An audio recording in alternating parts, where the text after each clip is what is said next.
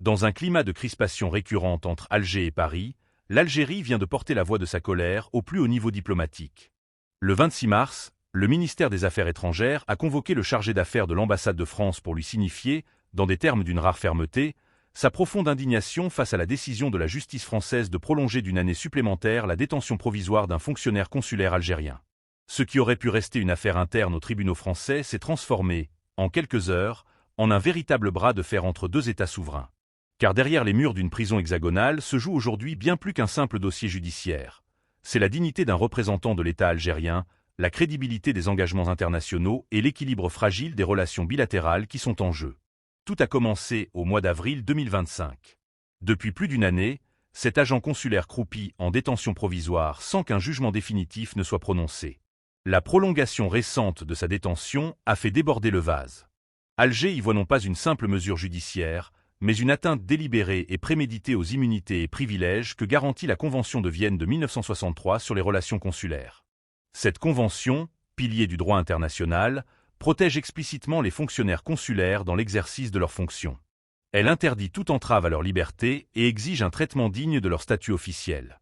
En prolongeant cette incarcération sans respecter ses principes fondamentaux, la France a, selon Alger, franchi une ligne rouge. La convocation du diplomate français n'était donc pas un geste protocolaire. Elle traduisait une exaspération institutionnelle profonde, formulée avec une virulence que l'on réserve habituellement aux crises les plus graves.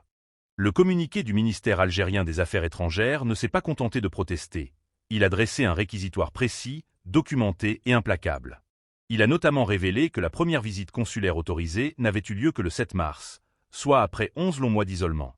Ce retard, jugé inacceptable, a permis de découvrir des conditions de détention qualifiées d'indignes, de cruelles et d'incompatibles avec la dignité humaine.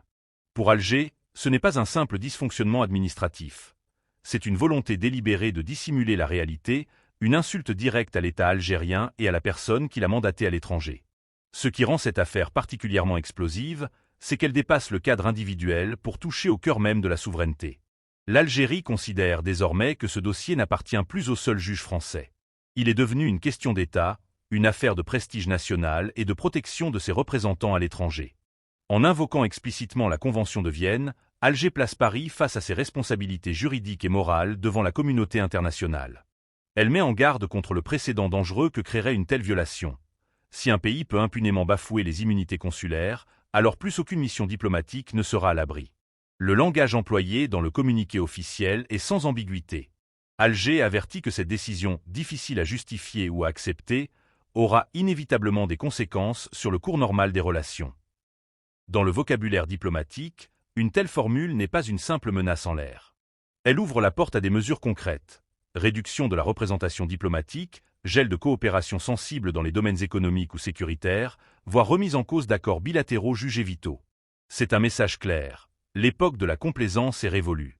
La protection des citoyens et des fonctionnaires algériens à l'étranger constitue désormais une ligne rouge infranchissable. Cette fermeté s'inscrit dans une évolution plus large de la diplomatie algérienne. Alger ne se contente plus de formuler des inquiétudes. Elle exige désormais une réciprocité totale et une parité réelle dans ses relations avec ses partenaires. Le temps où les dossiers étaient traités avec une certaine mansuétude semble définitivement clos.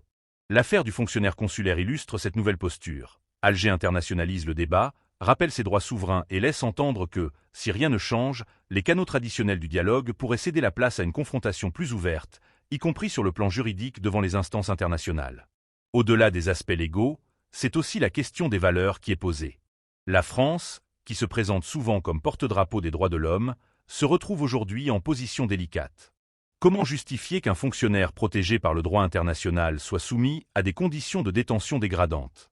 Cette contradiction, soulignée avec force par la diplomatie algérienne, révèle des tensions plus profondes entre les deux capitales. Derrière l'indépendance de la justice invoquée par Paris, Alger perçoit une instrumentalisation politique, une volonté d'envoyer des signaux à travers un dossier sensible. La balle est désormais dans le camp français. Paris doit choisir, soit fournir des justifications convaincantes et corriger rapidement le tir en respectant le statut consulaire du détenu, soit assumer les risques d'une escalade dont personne ne sortirait gagnant. Car les relations algéro-françaises, déjà marquées par des hauts et des bas, oscillent aujourd'hui entre un rapprochement prudent et une rupture brutale. La moindre étincelle peut embraser un édifice déjà fragile. En conclusion, cette crise marque un tournant décisif. L'Algérie a choisi de parler haut et fort, non par caprice, mais parce qu'elle estime que sa souveraineté et la dignité de ses représentants ont été bafouées. Le dernier communiqué du ministère des Affaires étrangères n'est pas une simple déclaration de circonstance. C'est un acte politique fort qui redéfinit les règles du jeu. Il témoigne d'une exaspération accumulée face à des provocations répétées et d'une détermination nouvelle à défendre, sans concession, les intérêts et l'honneur nationaux. Si Paris persiste dans son attitude actuelle, les conséquences pourraient être lourdes et durables. Le dialogue calme semble épuisé. Alger a clairement fait savoir qu'elle est prête à passer à une phase plus ferme pour protéger ses droits. L'avenir des relations bilatérales dépendra désormais de la capacité de la France à entendre ce message et à agir en conséquence. La dignité d'un homme, la crédibilité d'un État et l'équilibre d'une relation historique sont en jeu. Il est temps, pour les deux capitales, de mesurer la gravité de l'instant et de choisir la voie de la raison plutôt que celle de l'affrontement inutile.